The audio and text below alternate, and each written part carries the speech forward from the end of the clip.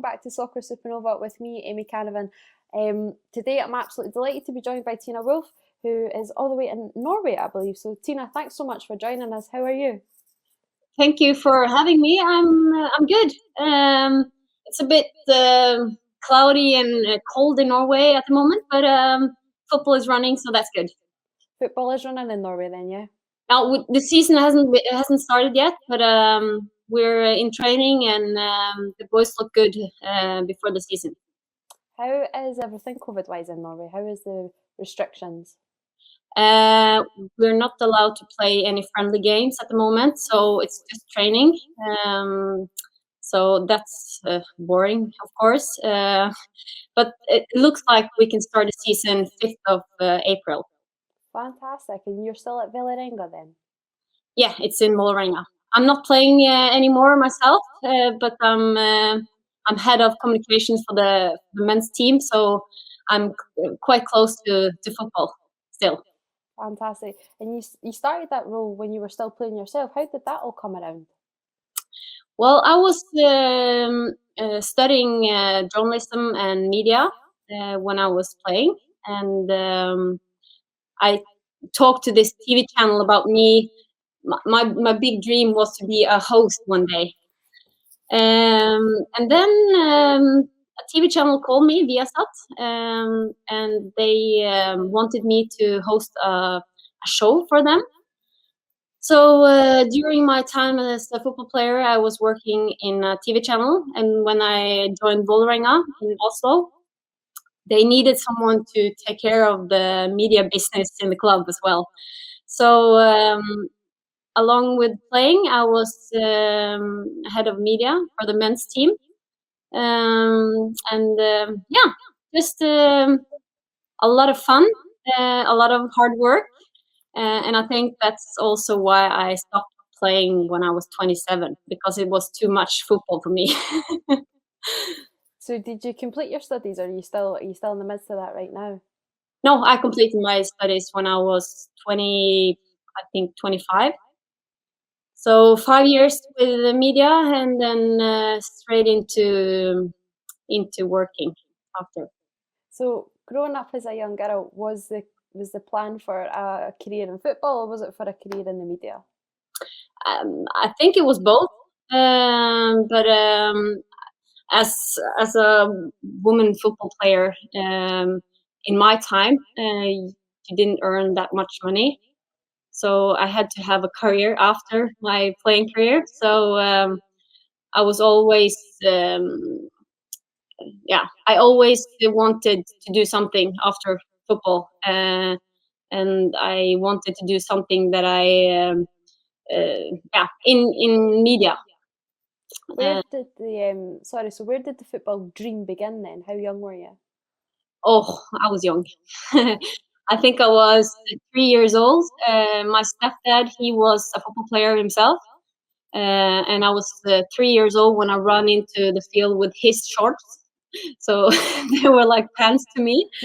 But I was 3 years old, and he became my coach when I was 5. I played with the boys, and I played with them until I was, I don't think, 19. And then I started to play for Trondheim when I was 19, and that's the highest league in Norway for women. So I played with the boys when I was until I was 19. Did you enjoy playing with the boys? Were you the only girl, or was there quite a few? It was perfect for me. I really enjoyed it because it's not a very different game, but it's a bit more, how should I say it, like I needed to be a lot better technique than maybe the girls in my time.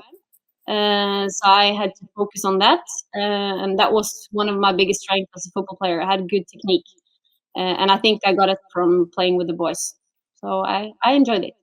So how long, when you first made that move into, was it semi-professional then? No, professional. Or semi is professional, because we didn't get a lot of money back then, but it was like professional. It was the highest league in Norway, and so yeah, professional, but not paid. Not paid. Did you? How long did you play at that club? Sorry. What? Sorry. So the first club you played at, how long were you in the top division for? I was 19 till 27, so yeah, 8 years. And what was it competitive enough? What was the competition like? It was very good. I think I was in the youth national team as well, and yeah, it was very good competition. So in Norway, I think Norway has one of the best leagues after Spain and England. Norway is, I think, the best league to be in at the moment. Yeah. Did you have any ambitions to ever make it to England or to make it to Spain, or were you quite comfortable at home? I was comfortable at home because I wanted to combine the football playing with the studies and also working. But I had an offer from Germany. I went on a trial to Hertha Berlin. I got an offer from them, but I had to quit the studying, and I had to moved to Germany, and I didn't know the language or anything. So I felt, oh, I want to stay in Norway. I want to be close to my family, and I liked it here. So I'm happy that I didn't make the move, and I'm happy I stayed here. And what are your career highlights then? Obviously, you go to Vålerenga. You're just recently stopped playing. Championships, wins. What are the highlights? Well, my highlights must be when we went to Chile for the under 20 World Championship. I don't know the year, but that was something big. To play with the Norway flag and just competing in Chile. That was a big moment, of course. And also, we came to the cup final with the Trondheim Søren, the club before Vålerenga. It was a big game, obviously, but we lost 7-0, which is, I think, maybe one of the biggest losses ever in the cup final here in Norway. But it was very. That's the biggest game in Norway for football players, both men and women. So to have played a cup final, that's huge, of course. So you've talked about that the league in Norway, the women's league, is quite big and just probably behind Spain and England. So was it quite natural to become a female footballer, or was it quite like looked upon? Maybe it's not the career for a woman. Did you experience sexism? No, not at all. And also, I was part of a boys' team until I was 19. So I never experienced anything of that. Of course, I've seen in the media and heard stories, but I never experienced anything of that. And I really enjoyed playing football as a woman footballer. Absolutely, as a women footballer. So we touched upon obviously that you become at Vålerenga, you take on the media side of things, and obviously we're here in Scotland. You played quite a crucial part in a certain Ronnie Dyler, didn't you? Yeah. I really enjoyed working with Ronnie. I was very sad when he left the club for New York City, but of course I had 3 very good years with Ronnie.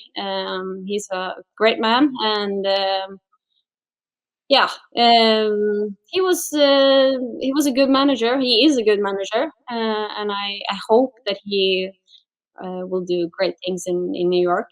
And now we have a new coach here in Vålerenga, and I'm working good with him as well. So yeah. Fantastic. So what are the plans right now? Obviously, you're doing your media. You've completed that. What exactly is your role at the club? So I'm head of communications. I have all the social media platforms.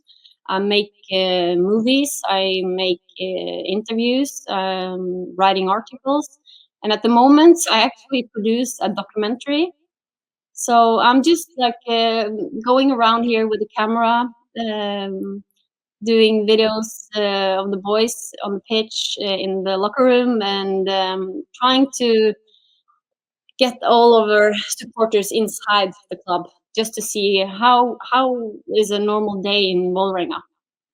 So yeah, that's pretty much it. And also, of course, I have to do some office work as well, having all the communications with the media, who wants to have an interview with our players and stuff. So yeah, it's pretty much of everything that has with communications and media. So a little bit of everything. Is that what you see yourself doing in the future? Is this sort of where you're comfortable at? Yeah, I really enjoyed it now. I'm also working as a producer for another company, so I'm doing some stuff for wrestlers actually, and for ski jump. So I do a bit things, other things than football as well. So it doesn't get boring in Tina's life. Fantastic. Yeah.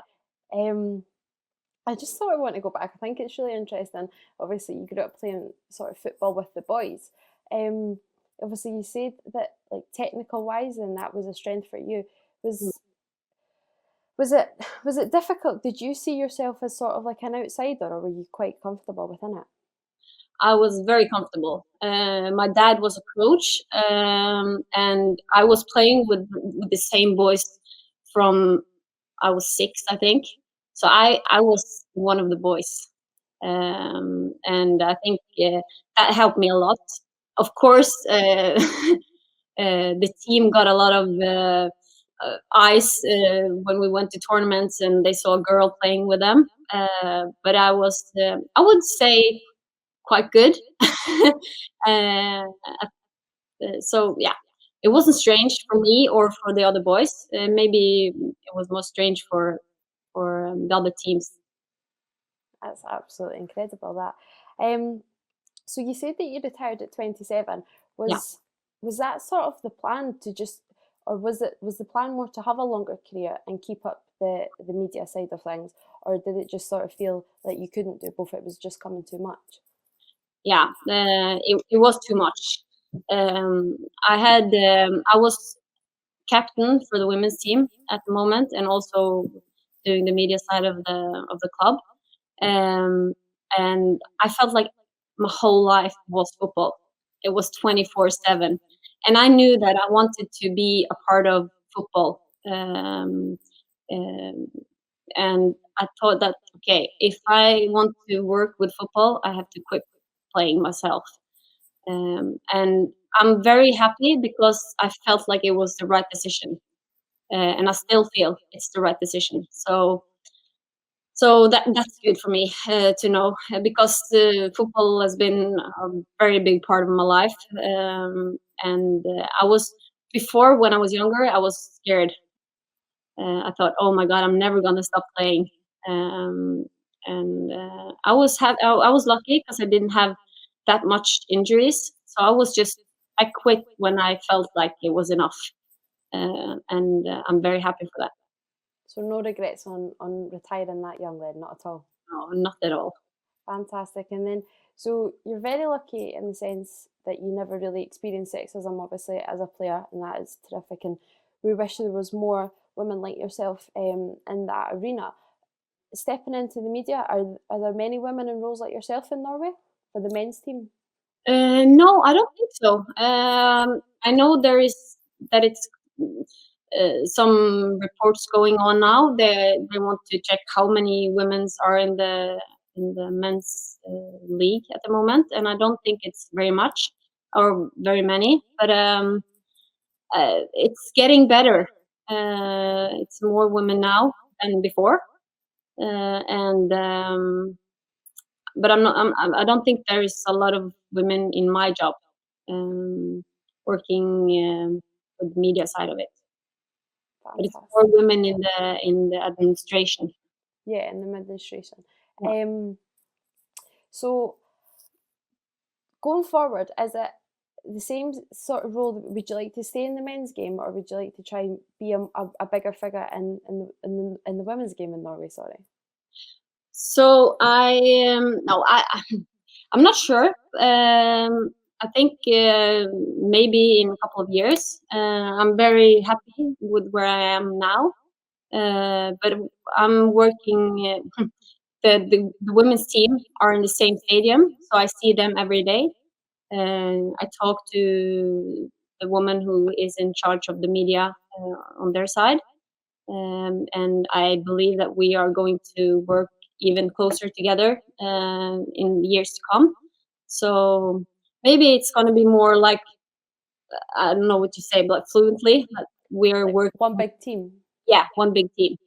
So because we are in the same stadium, the locker rooms just feet apart. So I think that in the years to come, we're gonna be one big happy family, which we are, of course. Do you think there's room for that? Like maybe across Europe, it could be more inclusive, the men's and the women's team coming together. Of course, yeah. It's room for that here, and I believe that Vålerenga had a women's team for a long time now. It's more of the professional clubs, like the high top teams in Norway, get women's team as well, like Rosenborg, Brann. So I believe that in a couple of years we can see all of the big teams in Norway have women's team as well, and that they are working together as a club. Well, a lot, all these calls for equality, we could all do with a little bit of that. Just a few final questions for you, Tina, and we'll let you get back to your very busy time. Norway going forward, obviously, in Scotland, we've just recently not qualified for the Women's Euros. Internationally, internationally at the level Norway are at, do you see great strides coming forward in the women's game altogether, like across the continent? Yes, for sure. I think the national team of Norway is very good, and I've seen that the women's football in the whole world is getting more respected every year, and I believe that the women's football is going to get what it deserves. What is it like in Norway for televised women's games? Is the coverage equal, or is it still obviously predominantly men? It's equal in the way that every game is streamed, so you can watch every women's game in the league. But the men's game are with more cameras. It's a bigger like broadcast, but you can watch every women game, and I think the coverage is getting better each year. And we have now, I think we have 2 different TV channels who send the game. So it's better. It's a lot better than when I played. So it's getting there. It's getting there. And just one final question, because like I say, we are conscious that you're a very busy lady. How is exciting is it to see someone like Erling Haaland ripping up absolutely everywhere worldwide, and he's a Norwegian? It's fantastic. Yeah, it's fantastic. I'm originally from Molde, and he used to play for Molde before he went outside. I don't know Erling personally, but it's great watching him. And I think that Norway is in the men's side is getting there. And we haven't qualified for the world champion in a long time. So with Erling now, with Martin Ødegaard and a couple of other youngsters, I think we're really gonna be good in some years. Well, we'll keep our eyes on Norway, and hopefully Scotland avoid them in the future. Tina, thank you so much for joining me on Soccer Supernova. Thank you for having me.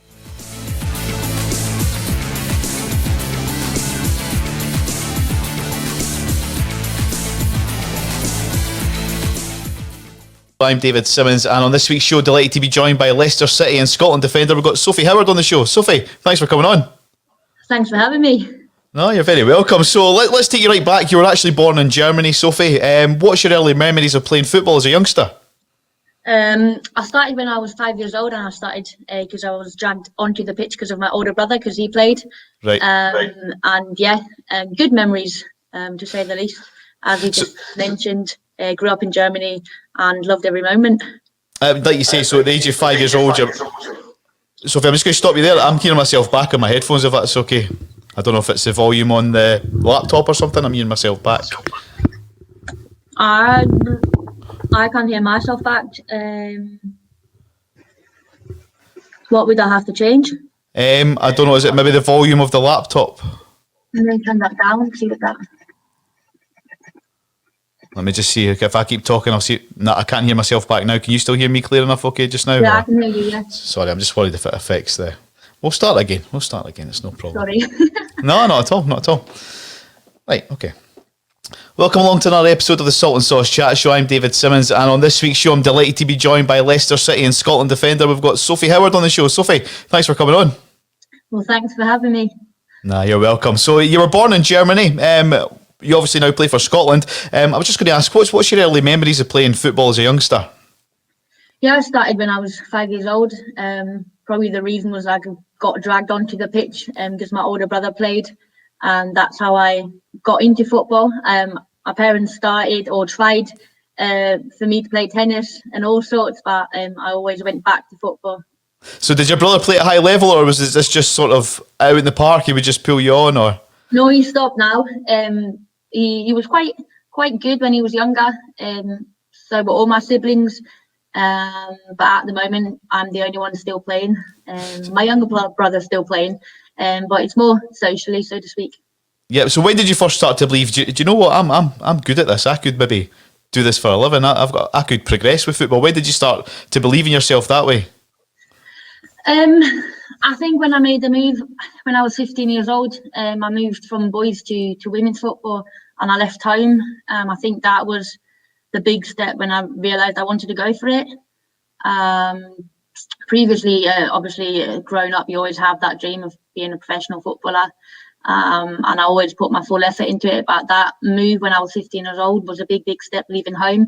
I was still in Germany, but that's when I realised I was really going for it, and I wanted to make it happen. So would that be in 2009 when you signed for 1899 Hoffenheim? Was that right? Yeah, exactly. Yeah. Yeah. How was your time there? Am I right in saying you made 42 appearances? You scored once. But what was your memories playing for them? I think my time there was kind of split up. The first 3 years, we were progressing to get to the top tier. I was then still very young, so it was me finding my feet in top level football, playing against way older players with way older players. At the same time, growing up, still going to school, and then that was kind of interrupted by a 3-year spell in America. And when I came back, I went back to Hoffenheim again, and now I was more an established player, way more experienced, older, on my own feet, so to speak. And now it was leading the younger ones. So it's, yeah, the first spell and the second spell were very different, but very important for my development. Yeah, I mean, you mentioned you had time over in America in 2013. You moved over there to Colorado, is that correct?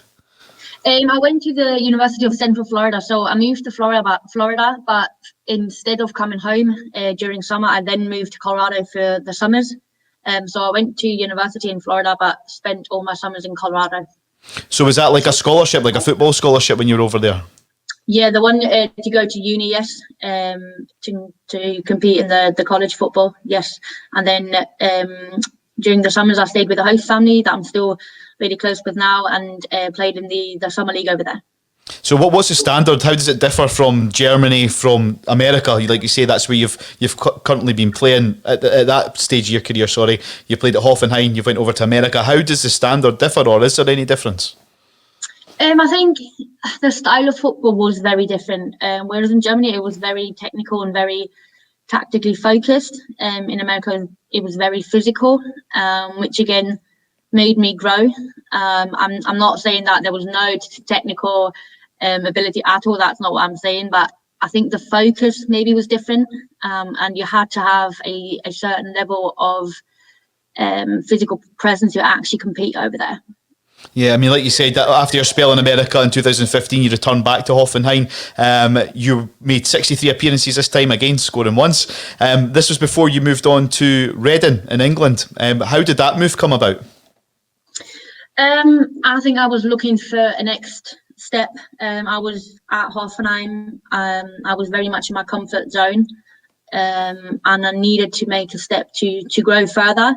I could have easily stayed in Hoffenheim because it was a very, very good club. I got looked after very well. I was closer to home, and we competed in the Bundesliga. So for me, it was a hard decision to leave, to say the least. But I realised I needed a next challenge, a next step for me to further develop. And obviously the English league was then growing and is still growing. Is, I think, at the moment, probably the best league in Europe and maybe worldwide. So I knew I wanted to make the move to England. And yeah, and a few chats back and forth, and then it happened. So take us through your first training session as you walk in the training ground at Reading. Was it a bit of an eye-opener? Were you a bit taken back by the, like you say, the standard about it being the best league in Europe, as you say? I think because I moved away from home so early, and then I moved to America when I was only 18. I think I'm quite good at adapting to new situations, new environments. So for me to not really know anyone wasn't as hard as it might seem for others, just because I'd been through that quite a few times. And I think the first sessions, as much as you may be a little bit nervous, I think you've got that little fire that you just want to compete from the get-go and yeah, almost maybe impress. So I 100% still remember the first session. I know exactly what we did, but I was just very excited to get going. Yeah, I remember my dad drove over with me from Germany to England, and to be honest, it was good to have him there for the first, I think it was only a day, and then he flew back again. But I still remember the first session that I had at Reading, and I remember I was just very excited to finally get it going. Yeah, I mean, you're currently playing with Leicester. Do you remember how the transition from Reading to Leicester happened? How did that all come about? Yes, there was, again, a reason why I moved. I just needed to find happiness again and fall back in love with the game, which personally I'd lost a little bit.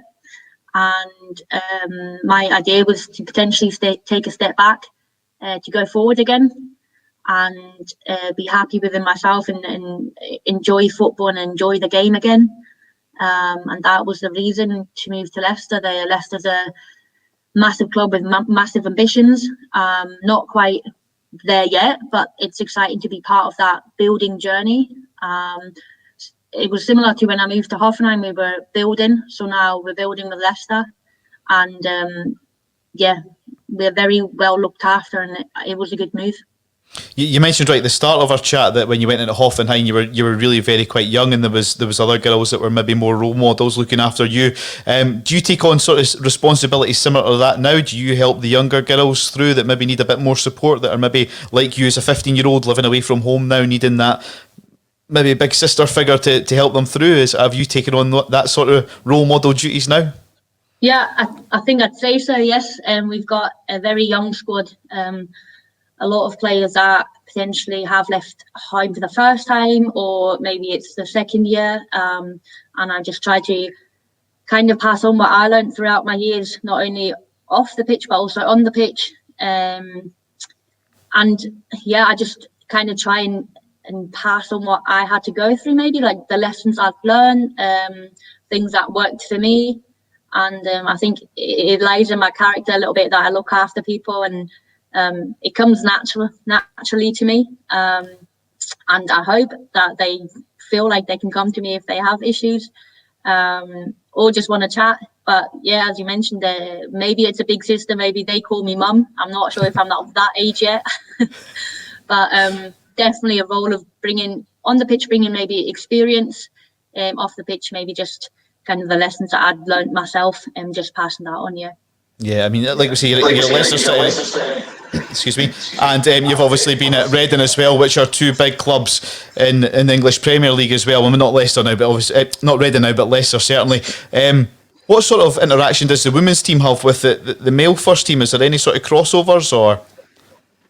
I think that is why Leicester as a club is very attractive at the moment, because we are one club. We're not split. We're not women's and men's side. We are very much trying to kind of gel both sides into one. Obviously, given the current COVID situation, there can't be any interaction. We're in our own separate bubbles, which is fully understandable. Yeah. They've got moved into their new training ground. We now moved into the men's old training ground, which are obviously top facilities. But as of now, we can't really interact. I'm sure once the COVID measures ease off and are lifted, I am pretty certain that there will be more interaction and just that feeling of being one club and working together.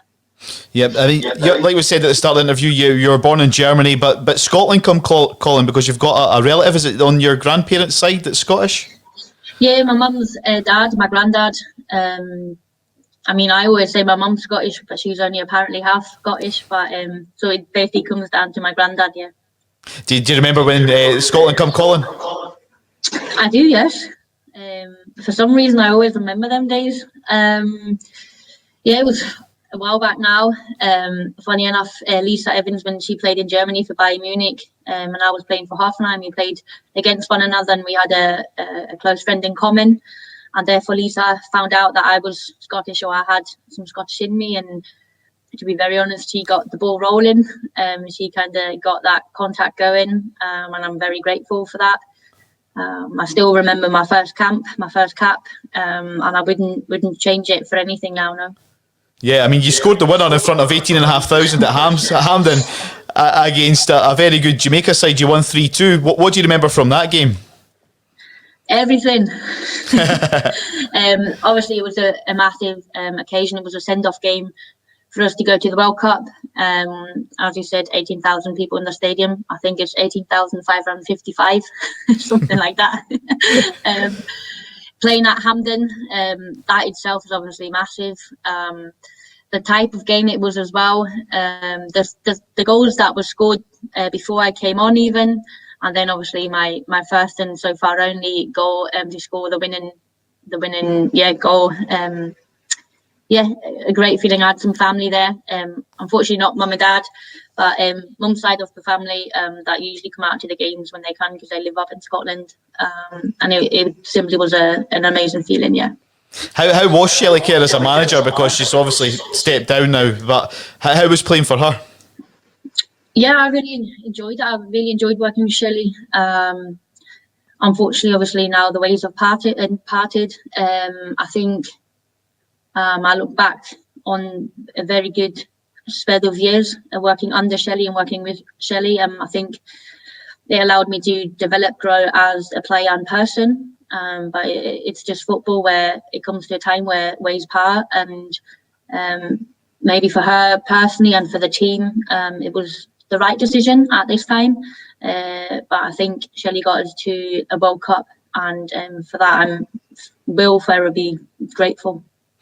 Talk us through that, the 2019 World Cup that you qualified. You were part of that tournament.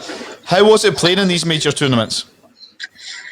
Yeah, something that no one will ever be able to take away from me, and something I will cherish forever. I very much remember the opening game against England, a massive game for us, not only because it was against England, but it was for us the first game at a World Cup that the Scotland's women's team has played at. I remember singing the anthem, having goosebumps and having my whole family there. Fortunately, they could drive over from Germany, and I'm talking about my immediate family, siblings and parents. I had family flying out from the UK as well, obviously, but to have the family there and share that moment with me, but also sharing this moment with the Scotland team. I always mention it, it just makes it so much more special sharing these moments with such an amazing team. And as I said, something I will cherish forever. Who were your close friends in that team? I mean, probably would have to say Christy Murray, who's my roommate. Not only my roommate, he's a good teammate and a good friend. Obviously, I've known Lisa for quite a while, really get on with Lisa. I think that's a special thing about this team, that everyone gets on with everyone. Of course, you have people that you're closer with. There's some of the girls that have known each other for ages. I've basically grown up together. But if I'd name, probably Christy Murray, who I'm closest with. Now, you've been selected for the Scotland 2022 Women's European Qualifier Championships. Is that still an honour to be involved in the national side? Yeah, of course. I'm excited every time I get a call up. I never take it for granted. And as I said, it is always an honour. Obviously, the circumstances now are a little bit different because we can't anymore qualify. But it's just now about getting that momentum back, because we haven't performed the way we can and the way we expect us to perform. And now it's a challenge of kind of getting out of that cycle and getting back to the level that we should be playing at. Yeah, I mean, you've got games against Cyprus and Portugal coming up.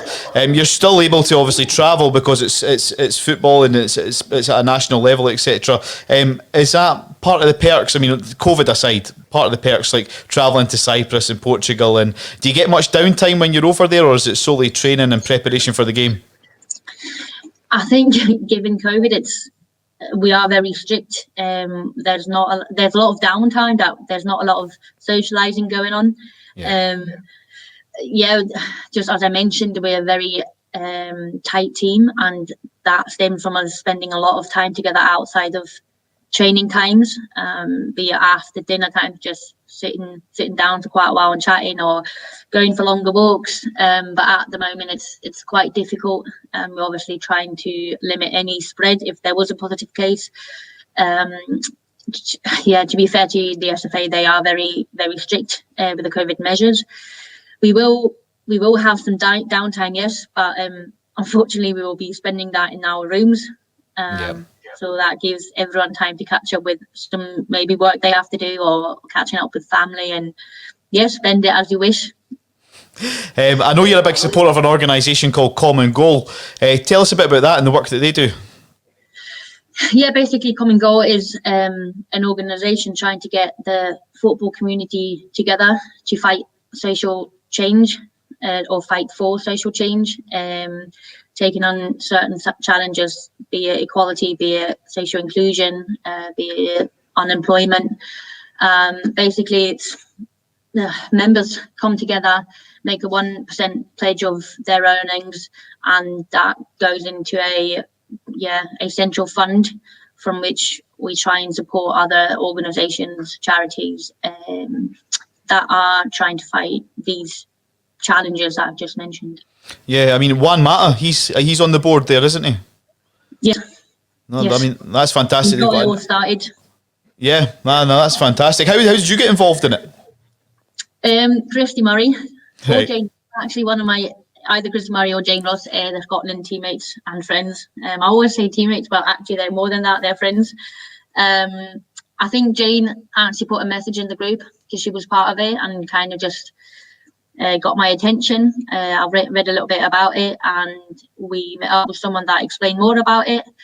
And I think being a professional athlete, it is also my responsibility to not only give back, but be a role model. And my mission is not only to be a professional footballer, but to use my maybe platform to give back, to draw attention to certain challenges that are going on. And Common Goal allows me to do exactly that. No, that's superb. I mean, you mentioned obviously the COVID restrictions and the effects it's having on the national team. At your club level at Leicester, what's your daily training session like now with COVID around?